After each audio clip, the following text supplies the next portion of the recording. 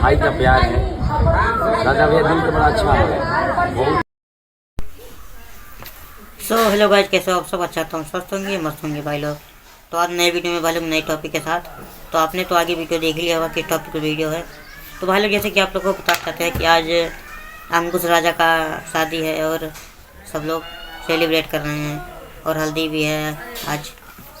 तो आगे देखिए वीडियो भाई, कैसा लगता है आप भाई का प्यार है। राजा भैया दिल का बड़ा अच्छा है।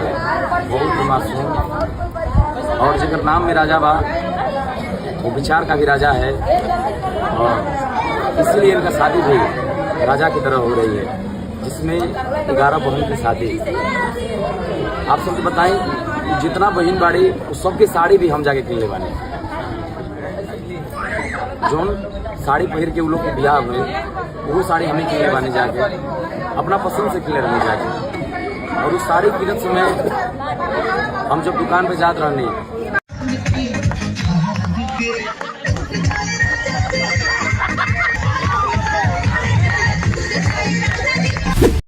हेलो गाइज, आप लोगों को वीडियो का अच्छा लगा आप लोग कमेंट करिए और अपना राय बताइए कमेंट में।